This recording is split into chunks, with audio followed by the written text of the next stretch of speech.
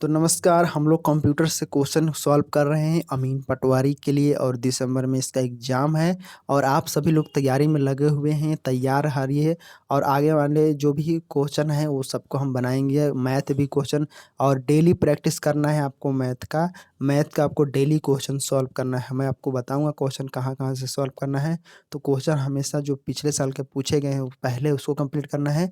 उसके बाद हमें जो भी एसएससी रेलवे में जो भी जैसे बड़ा-बड़ा एग्ज़ाम है, जैसे जो होता है मैथ का, उसमें पूछा जाता है क्वेश्चन, तो वहाँ से क्वेश्चन उठाते हैं, तो उस क्वेश्चन को ही प्रैक्टिस करना है हमें, ठीक है? चाहे वो रीज़निंग हो, मैथ हो, इन दोनों को तो एकदम रोज़ दिन 3 घंटा आपको प्रैक्टिस करना होगा इसको डेली।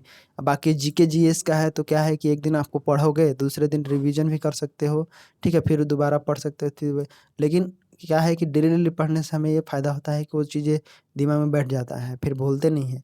तो आपको क्या करना है, रोज़ सुबह यहाँ जुड़ना है आपको। करंट अफ़ेयर का क्वेश्चन मैं लाऊँगा 10, जैसे नेशनल लेवल का और इंटरनेशनल लेवल के एक साथ लाऊँगा और सीजी के लिए जो भी डीपीआर में है, जो भी वेबसाइट में आ रहा है, उसको अपडेट को मैं लाऊँगा जो इम्पोर्टेंट रहेगा। बाकी मैं पत्रिका और दैनिक भास्कर से जो भी हरिभूमि से आता है, जो फैक्ट वो भी आपको करंट अफ़ेयर में नोट्स के माध्यम से लाऊँगा आप सबको। और कई स्टूडेंट हैं यहाँ पर तैयारी कर रहे हैं, तो उसका नोट्स आप सबको प्रोवाइड करूँगा जो कोचिंग जाते हैं, उन सभी से आपको नोट्स के माध्यम से आपको करंट अफ़ेयर दिखाऊँगा, जहाँ वहाँ पढ़ाई क्या होता है, ठीक है?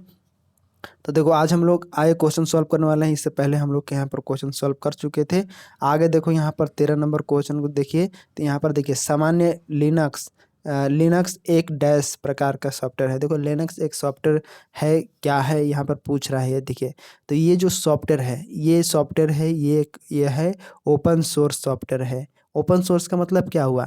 इसका मतलब ये हुआ कि ये सार्वजनिक रूप से मतलब कोई भी इसका इस्तेमाल कर सकता है इसका, इसीलिए इसको ओपन सोर्स कहा गया है यहाँ पर। तो लिनक्स क्या है, एक सॉफ्टवेयर है। इसी प्रकार से और भी सॉफ्टवेयर होते हैं, उसका नाम याद रखना। जैसे उबंटू हो गया, कंप्यूटर के जो भाग होते हैं जिसमें किसमें कौन सा सॉफ्टवेयर होता है, ऑपरेटिंग सिस्टम कौन सा सबसे अच्छा होता है, तो इसको भी याद रखना पड़ेगा, ठीक है? तो यहाँ पर सभी सॉफ्टवेयर, चाहे वो एप्लीकेशन सॉफ्टवेयर हो या फिर आपका सिस्टम सॉफ्टवेयर हो, उस सॉफ्टवेयर का नाम भी आपको याद रखना पड़ेगा, क्योंकि आपके सिलेबस में यहाँ पर देखेंगे तो आपको इंटरनेट दिया है और कंप्यूटर के भाग से ही क्वेश्चन मतलब बन सकता है। तो जितने भी दिया है सभी को यहाँ पर आपका जो है उससे क्वेश्चन पूछा गया है।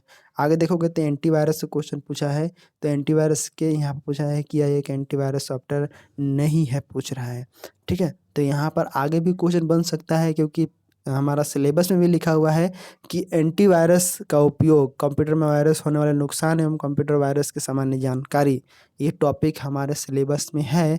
तो सिलेबस में है तो यहाँ से क्वेश्चन बनने की संभावना हो सकती है, क्योंकि यह क्वेश्चन बनना चाहिए, क्योंकि यहाँ कंप्यूटर संबंधित जो भी चीज़ें हैं वो कंप्यूटर से एंटीवायरस क्या फ़ायदा होता है और ऐसा कौन सा सॉफ्टवेयर है जो मतलब कंप्यूटर में ऑलरेडी पहले से ही होता है, जैसे एंटीवायरस का उपयोग नहीं करना पड़ता है और एंटीवायरस का हम यूज़ करते हैं तो उसका नुकसान भी होता है। कई लोग बोलते हैं कि एंटीवायरस केवल फ़ायदा होता है, लेकिन नहीं, एंटीवायरस जो है कभी-कभी नुकसान होता है और हमेशा नुकसान होता है। जैसे आप कोई आपका लैपटॉप है या फिर कंप्यूटर है, उसमें अगर हम एंटीवायरस डाल देते हैं तो कई बार क्या होता है, जैसे हम स्टार्ट करते हैं तो एंटीवायरस पहले क्या करता है, सभी चीज़ों को रीड करने लगता है।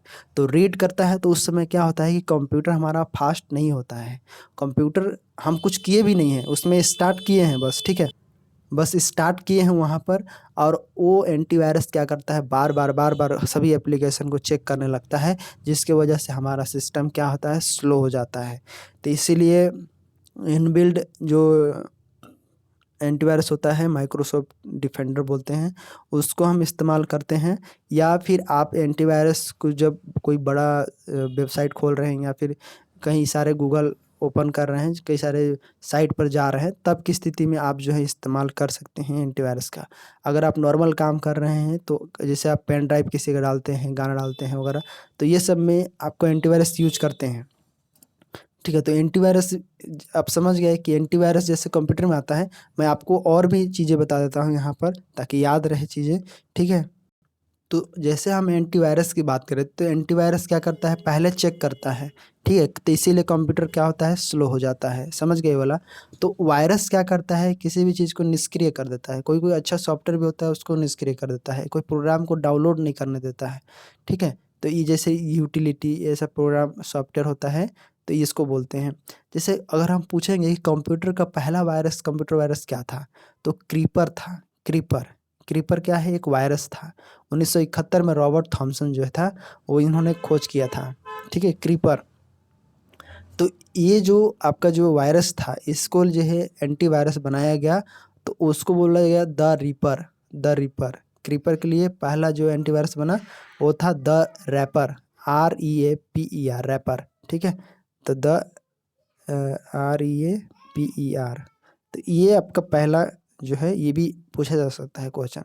और बाकी जितने भी एंटीवायरस के नाम है, जैसे अवास्ट हो गया, ठीक है, कमांडो हो गया, मैकफी अभी यूज करते हैं, नॉर्टन का यूज करते हैं लोग अभी, ठीक है, मैकफी ज़्यादा यूज होता है अभी, ठीक है, NPAV यूज करते हैं अभी, क्या यूज करते हैं अभी, NPAV। तो सभी एंटीवायरस के नाम भी इस्तेमाल करना पड़ेगा, ठीक है। जैसे AVG हो गया, अभी यहाँ पे पूछा ना, AVG तो आ गया है, इसके जगह पर कुछ और आएगा, ठीक है। जैसे 360 एंटीवायरस आएगा, ट्रस्ट पोर्ट आएगा, ठीक है, ये भी एक नाम है, नॉर्मन हो गया, ठीक है। तो ऐसे हम जो इम्पोर्टेंट है उसको एंटीवायरस के नाम को हमें याद रखना पड़ेगा। जैसे क्विक हिल एक याद रख सकते हो, तो एंटीवायरस के नाम को भी हमें याद रखना है, ठीक है। तो यहाँ पर हो गया, आपको समझ में आ गया। तो यहाँ पर राइट जो होगा ये भी आपका कास्परस का, ये भी आपका जो है एंटीवायरस, ये भी एंटीवायरस है। डूम्सडे ये आपका जो है एंटीवायरस नहीं है, क्या है ये फिर, तो ये डूम्सडे जैसे ये बनाया गया था कि जैसे कोई भी आपदा आता है, विनाशकारी कोई भी घटना होता है, तो उसको रेफरेंस करने के लिए ये सॉफ्टवेयर मतलब ये किया गया था। ये कोई एंटीवायरस नहीं है, ठीक है, एंटीवायरस सॉफ्टवेयर नहीं है, यहाँ पर इसको इस्तेमाल बस किया गया था, एक प्रोजेक्ट के रूप में यहाँ पर किया गया था। तो बाकी जितने भी, जैसे नॉर्टन में बोला, तो नॉर्टन अभी जो है यहाँ पर याद रखो। बाकी जितने भी एग्जाम में व्यापक में पूछा गया है वो सभी एंटीवायरस को हम याद रखेंगे, ठीक है। आगे देखो, यहाँ पर क्वेश्चन है कीबोर्ड में फंक्शन की, तो ये समझ गए कि जैसे F1 से लेके F12 तक होता है, तो मतलब F12 तक यहाँ पर होता है। F1 में हेल्प का होता है, ठीक है, F2 में है सर्च के लिए होता है। इस प्रकार से याद भी रखना पड़ेगा कि F1 में क्या होता है, F2 में क्या होता है, F3 में क्या होता है, सबसे ऊपर में रहेगा, ठीक है, F12 तक होता है, ठीक है। तो F1 से लेके F12 तक होता है, मतलब 12 यहाँ पर डी होता है, कॉमन क्वेश्चन है। आगे देखो, यहाँ पर दिया है कि निम्न में से ईमेल खाता नहीं खोला जा सकता। ईमेल खाता मतलब यहाँ पर आपका जो है जीमेल, ये पहले याहू चलता था, ये भी चलता था, तो यहाँ पर अमेज़न आपका नहीं चलेगा। अगर अभी के सिचुएशन में कोई और क्वेश्चन बनता है अमेज़न पेमेंट से रिलेटेड, UPI से रिलेटेड, तब यहाँ पर क्वेश्चन हम इसको लेंगे। अमेज़न यहाँ पर आपका राइट आंसर होता है। आगे बढ़ते हैं, तो यहाँ पर देखो, यहाँ पर बोल रहा है कि जो स्टोरेज होता है कंप्यूटर का, मानक भंडारण क्षमता के अनुसार निम्न में से कौन सा गलत है। तो यहाँ पर समझ गए, फ्लॉपी डिस्क होगा। बाकी तो सभी चीज़ें याद रख ली हो आप, क्योंकि CD में 700 MB होता है, ठीक है। DVD में आपका 4.7 GB तक होता है। DVD में बताया था full form, digital versatile disc होता है। ब्लूरे 25 GB होता है, मतलब यहाँ पर फ्लॉपी डिस्क हमारा गलत है। तो यहाँ पर क्या होगा, तो यहाँ पर 1.44 MB होता है बस। 1.44 MB होता है भंडारण क्षमता इसका, किसका, फ्लॉपी डिस्क का, ठीक है। अभी बताया मैं मेमोरी के बारे में कि जैसे प्राइमरी मेमोरी होता है, सेकेंडरी मेमोरी होता है, ठीक है। तो ये सब याद रखना है आपको, ठीक है। तो यहाँ पर समझिए कि फ्लॉपी डिस्क आपको जो है यहाँ पर ये आपका क्वेश्चन है। अब मेमोरी से क्वेश्चन आया है, मेमोरी से आगे भी क्वेश्चन आएगा, ये भी याद रखना है आपको, ठीक है। तो मेमोरी से पूरा एकदम दिमाग में घुसा लो कि मेमोरी कितने टाइप के होते हैं, 2 टाइप के होते हैं। कौन कौन सा होता है, तो पहला देखो प्राइमरी मेमोरी होता है, दूसरा सेकेंडरी मेमोरी होता है। ये इसको तो हम रट ही लो, primary memory, secondary memory, primary memory, secondary memory, ठीक है। अब यहाँ पर देखो, सेकेंडरी मेमोरी 2 भाग होता है। एक होता है सिक्वेंशियल, मतलब क्रम से सिक्वेंशियल, जिसको उदाहरण है मैग्नेटिक टेप। एक होता है डायरेक्ट एक्सेस, डायरेक्ट एक्सेस में मैग्नेटिक डिस्क होता है, और एक होता है ऑप्टिकल, एक इलेक्ट्रॉनिकल। तो मैग्नेटिक में फ्लॉपी डिस्क हो गया, हार्ड ड्राइव हो गया, और यहाँ पर आपका जो है ऑप्टिकल में CD, DVD, हार्ड डी, मतलब HVD, इस प्रकार से। अब कई बार सवाल ये आता है कि जैसे सबसे जिसका जैसे जैसे कंप्यूटर में रजिस्टर होता है, तो रजिस्टर का भंडारण क्षमता क्या होता है, कम होता है, लेकिन इसका स्पीड ज़्यादा होता है, क्योंकि ये जल्दी से सभी, अगर स्टोरेज कम रहेगा तो कंप्यूटर जो रीड करने वाला है वो फटाक से रीड कर लेगा कि हाँ इतना ही कम स्टोरेज है, और फटाक से स्टोरेज करा। तो कहा जाता है कि जो जैसे ट्रिक है, याद रख लो, आर मोम याद रख सकते हो। आर जैसे एक ट्रिक याद रख लो, आप मैं बता देता हूँ। आर और MOM, इसको दिमाग में घुसा लो, क्योंकि यहाँ से क्वेश्चन बन सकता है। क्वेश्चन आएगा कि भंडारण क्षमता के अनुसार सबसे क्रम से जमाइए। जैसे पहला होता है रजिस्टर, आर से रजिस्टर हो गया, सी से हो गया कैसे फाइल, कैसे होता है ना कैसे, वो होता है। फिर आर से क्या हो गया, रैम रोम, ठीक है। फिर एम से क्या हो गया, मैग्नेटिक डिस्क हो गया है, फिर मैग्नेटिक डिस्क हो गया, ठीक है। ओ से हो गया ऑप्टिकल डिस्क हो गया, और फिर एम से क्या हो गया, मैग्नेटिक टेप हो गया। तो यहाँ पर ध्यान दो कि इस प्रकार से ये चला जाए, मतलब यहाँ घटते क्रम है, इधर से बढ़ते बढ़ते क्रम में जा रहा है, ठीक है। तो यहाँ पर मैग्नेटिक टेप क्या है, ये इसका भंडारण क्षमता ज़्यादा है, लेकिन इसका जैसे डालेंगे तो इसको रीड करने में समय ज़्यादा लगेगा। इसका मतलब ये हुआ कि ये जो है ये अधिक, मतलब एक्सेस क्षमता जो है इसका है ना, एक्सेस क्षमता कम है लेकिन भंडारण क्षमता ज़्यादा है, ठीक है। तो इसको याद रखना, आप मेमोरी से क्वेश्चन आएगा तो इस प्रकार से आप बना देना। सबसे पहले रजिस्टर, आर सी आर मोम याद रखो, रट लो एकदम दिमाग में। मेमोरी कितने टाइप के होते हैं, प्राइमरी मेमोरी, सेकेंडरी मेमोरी। सबसे कम किसका रहता है, तो रजिस्टर का रहता है। फिर उसके बाद कैसे फाइल का, उसके रैम रोम का, फिर उसके बाद मैग्नेटिक डिस्क का, ऑप्टिकल डिस्क का, फिर मैग्नेटिक टेप का। ऐसे याद रखो आप, ठीक है। ऐसे ट्रिक बना के आगे देखो, यहाँ पर देखो रियल टाइम सिस्टम में जरूर यहाँ तो यहाँ होता है। आगे देखो क्वेश्चन, रियल टाइम सिस्टम में जरूर होता है, मतलब non preemptive kernel, preemptive kernel. ये क्वेश्चन कहाँ से बना है, ये क्वेश्चन बना है कंप्यूटर के वर्किंग, कंप्यूटर के कार्य से बना है। जैसे कंप्यूटर कोई कार्य होता है, यहाँ पर जो क्वेश्चन है ये आया है कंप्यूटर के जो एक्सेस है, मतलब कार्य। जैसे कंप्यूटर होता है, कई बार जो हम काम करते रहते हैं बहुत सारा ऑप्शन खुला रहता है, तो उसमें से कुछ ऑप्शन जो होते हैं हमेशा एक्टिव हो जाते हैं, तुरंत एक्टिवेट हो जाते हैं, कुछ एक्टिवेट नहीं होते हैं। तो यहाँ पर जो कंप्यूटर जो है, यहाँ पर इम्पोर्टेंट जो चीज़ें होती है उसको जल्दी से कंटिन्यूस एक्सेस करता है, रीड करता है, फास्ट करता है। तो यहाँ पर जो एक्टिविटी होता है उसको बोलते हैं, तो इसको बोलते हैं प्री एम्प्टिव कर्नल। मतलब यहाँ पर बी वाला आपका ऑप्शन जो है यहाँ पर राइट आंसर होता है। तो ये आपका सिस्टम है रियल टाइम सिस्टम, और ये कार्य करता है कंप्यूटर, और इसमें जो है जो भी इंपॉर्टेंट डाटा होता है कंटिन्यू चलते रहता है, उसको कभी स्पीड कभी कम स्लो होता है। तो ये आपका जो है जो इंपॉर्टेंट चीज़ होती है उसको जल्दी से एक्सेस करता है, तो इसको बोलते हैं। आगे देखो क्वेश्चन, जो कि प्रिंटर से क्वेश्चन आया है, और ये भी आएगा क्वेश्चन, और इसको भी याद रखना है आपको और दिमाग में रखना है।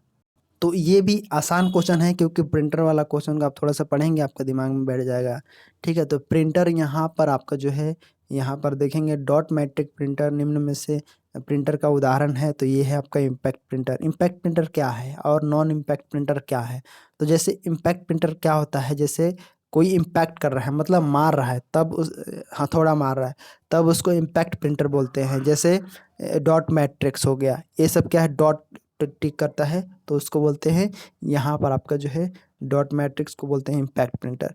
एक होता है नॉन इम्पैक्ट, ये होता है इम्पैक्ट।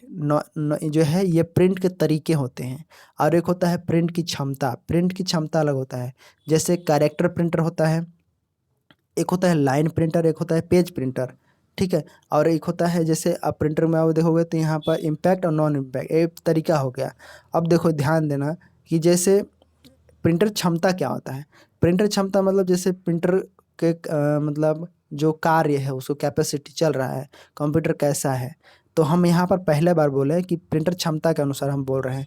तो कैरेक्टर प्रिंटर, कैरेक्टर मतलब कोई कैरेक्टर हो गया, ठीक है, कोई वर्ड हो गया, तो उसको बोलते हैं यहाँ पर डेजी व्हील, डेजी व्हील, या फिर उसको हम बोलेंगे डॉट मैट्रिक्स।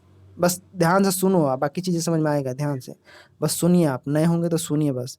डॉट मैट्रिक्स, और यहाँ पर डेजी व्हील, और यहाँ पर थर्मल, ये क्या है, कैरेक्टर प्रिंटर है।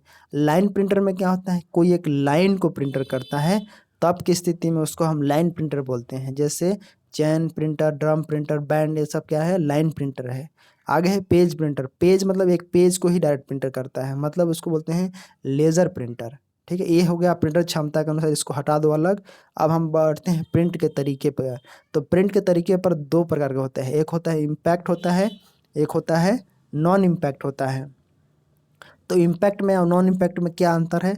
तो इम्पैक्ट में होता है जैसे कोई हथौड़ा होता है, रिबन लगा होता है, उससे टक्कर मार कर जो टाइप राइटर होते हैं उसको बोलते हैं यहाँ पर आपका जो है कैरेक्टर बनता है। मतलब कहने का अर्थ है कि इसे हम मोनोक्रोम प्रिंटर भी कहते हैं। ठीक है, इसमें रिबन लगा रहता है और रिबन से जैसे सीक्वेंशियल प्रिंटर भी इसी को बोला जाता है। सीपीएस जानते हैं, इसमें नापते हैं। तो इस प्रकार से इम्पैक्ट प्रिंटर होता है। इम्पैक्ट प्रिंटर में जैसे डॉट मैट्रिक्स, डेजी व्हील और लाइन प्रिंटर होता है। क्या क्या होता है? डॉट मैट्रिक्स, डेजी व्हील और लाइन प्रिंटर। नॉन इम्पैक्ट में क्या होता है? कोई इम्पैक्ट नहीं होता, जैसे थर्मल प्रिंटर होता है। थर्मल प्रिंटर में याद रखो कि हमेशा एक केमिकल होता है। जैसे आप एटीएम जाते हैं, एटीएम में क्या होता है? डायरेक्ट ये पेज पर ही केमिकल रहता है, बस ऊपर से एक मतलब गर्म होता है और आराम से छप जाता है वहाँ पर। ठीक है, तो वहाँ पर उसको थर्मल बोलेंगे। थर्मल, थर्मल से इस पर आप स्पष्ट नाम से याद रखो।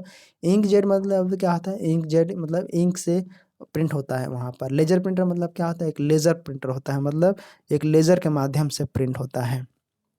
ठीक है, तो ये होता है आपका प्रिंटर। आप प्रिंटर को डिटेल से पढ़ना क्योंकि यहाँ से क्वेश्चन आना ही आना है।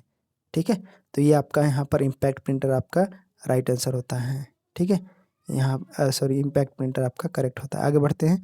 आगे देखो लास्ट क्वेश्चन है, यहाँ पर ध्यान दो इसको। कई बार हमारे पास जैसे एरर दिखाता है 404 का एरर, 401 का, 301 का, 500 का एरर बता देता है। हमें पता ही नहीं चलता है क्या है एरर, प्रॉब्लम हो रहा है, नहीं खुल रहा है वेबसाइट, ऐसे वैसे। ठीक है, तो जो भी हम फाइल सर्च करते हैं यहाँ पर दिया है कि हम रिक्वेस्ट किए गए, मतलब चाहे गए फाइल के रिसोर्स को, हम फाइल नोट फाउंड एरर मतलब HTTP सर्वर के प्रतिक्रिया कोड क्या है? तो HTTP एक यहाँ पर सर्वर होता है, जैसे बोलते हैं HTTP, HTTPS होता है। तो यहाँ पर एक फाइल नोट फाउंड का एरर बताता है। तो इसको हम एरर को समझते हैं 404, मतलब इसका अर्थ हुआ कि फाइल नोट फाउंड यहाँ पर आपका जो है एरर बता रहा है। तो यहाँ पर 404 का एरर इसको बोले जाते हैं, मतलब ये फाइल नहीं ढूंढ सकता क्योंकि ये नहीं है यहाँ पर, इस कोड से, इस सर्वर से यहाँ पर कोई फाइल नहीं है। ठीक है, और 401 का मतलब क्या होता है? तो 401 का मतलब होता है अनऑथोराइज, मतलब ये जो भी हम रिक्वेस्ट कर रहे हैं उसको हम प्रमाणीकरण की आवश्यकता है, मतलब जो अनऑथोराइज है ये चीज़ें, अथोराइज होगा तब जाके वो आपको मिलेगा। ठीक है, अनऑथोराइज उसको बोलते हैं 401 का एरर बोलते हैं।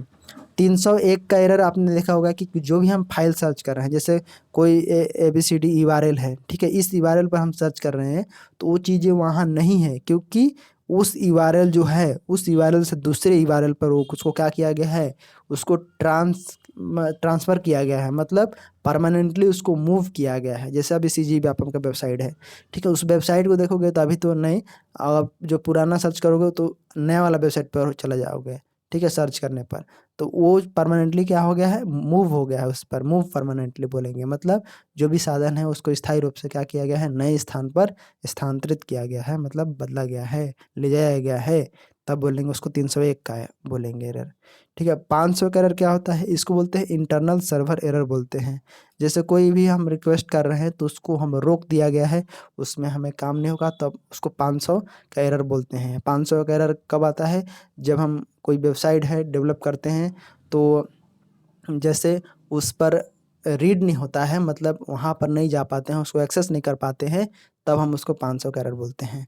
ठीक है, तो ये कंप्यूटर क्लासेस था और यहाँ पर कंप्यूटर क्वेश्चन पिछले साल का सॉल्व किया हूँ। आगे और भी क्वेश्चन को सॉल्व करूँगा और इसके माध्यम से आगे जो भी क्वेश्चन रहेगा सभी क्वेश्चन को एक साथ मिलाकर पूरा पेज के माध्यम से मैं सॉल्व करूँगा। मतलब कहने का अर्थ हुआ कि बार बार पेपर सॉल्व करने इससे नहीं करना है, डायरेक्ट सभी क्वेश्चन को खोज लेना है और पेपर वाइज सभी को सॉल्व करना है।